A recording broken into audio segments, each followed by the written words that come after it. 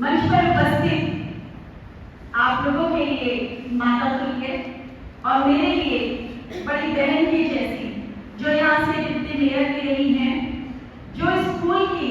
पूरी तरह से निगरानी रखती है, जिस तरह से एक माँ अपने परिवार के ऊपर पूरी निगरानी रखती है, फिक्रमंद रहती है, ऐसी मेरी बड़ी बहन नीलू जी, प्रधानाचार्य जी बहन कुसुम जी, प्रधानाचार्य बड़ी बहन अलका जी, मेरे साथ यहाँ आज के इस कार्यक्रम में आप लोगों के समक्ष उपस्थित बहन सीता जी, गायत्री जानी जी, यहाँ पर उपस्थित मेरे दाएं और बाएं तरफ स्कूल के सभी फैकल्टी मेंबर्स, टीचर्स, सभी भाई बंधु और मेरी लाडली प्यारी बेटियां,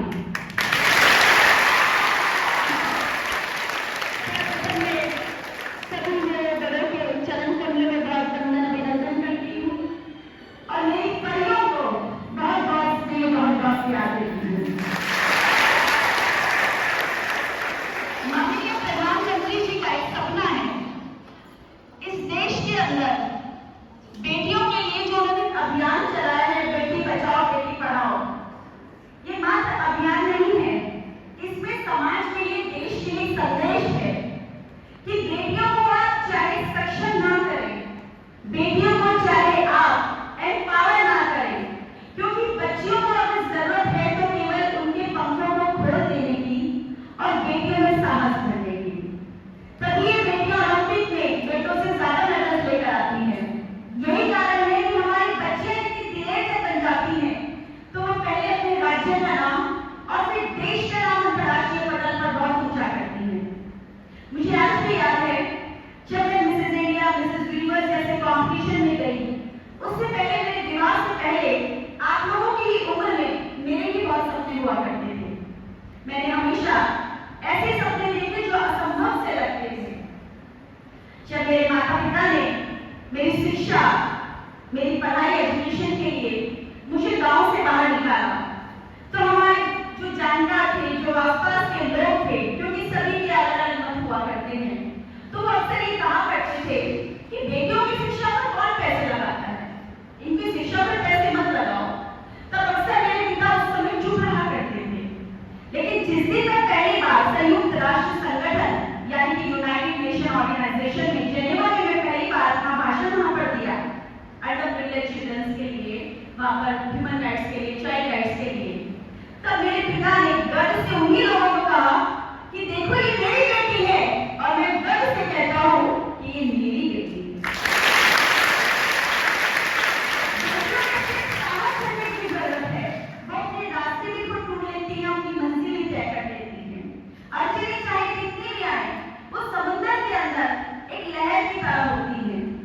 वो बेटियां जो पहाड़ों को चीरता हुआ पानी है, उसकी तरह होती हैं कि चाहे कितने भी पहाड़ रास्ते में आ जाए, मगर वो अपना रास्ता खुद बनाती हैं।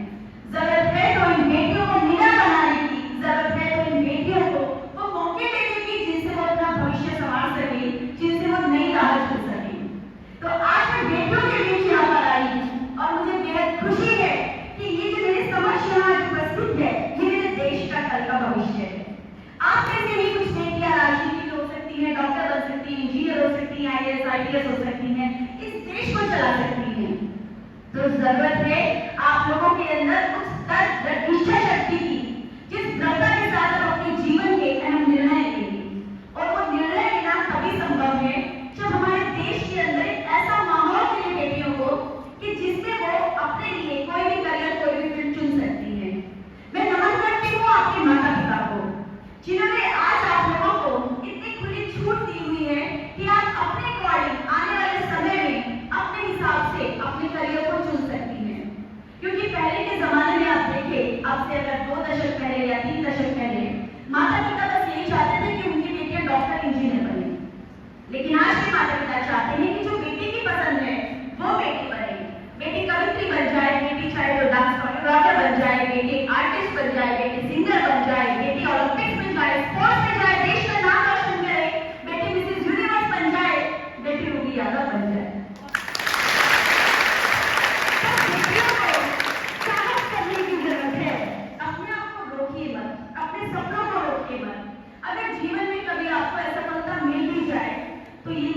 इससे बड़ा है, शायद इससे बेहतरीन आपको मिलने वाला है। यकीन मानिए कि आपके लिए भगवान ने कुछ बहुत अच्छा सोचा है, तभी आपको भगवान असफलता दिखाता है ताकि आप उससे सीख सके। और जब जब आप असफलता से सीखते हुए अपने और सपनों को बुलंद करती जाएंगी, तब तब आप देखिएगा कि एक दिन आप बहुत ऊंचे मकाम को हासिल कर लेंगे। बस जरूरत है अपने सपनों को जिंदा रखने की, क्योंकि आदमी तब नहीं मरता जब उसकी असफलता होती है, आदमी तब टूट जाता है, इंसान तब टूट जाता है जब सपने मर जाते हैं। तो सपनों को जिंदा रखिए, इन नन्ही नन्ही आंखों में वो बड़े बड़े सपने देखिए जिन्हें पूरा करने के रास्ते आपको ही निकालने हैं। बस जरूरत है तो साहस की, जरूरत है तो निडरता की, जरूरत है तो हिम्मत करने की। मैं बधाई देती हूँ आपके सभी शिक्षकों को,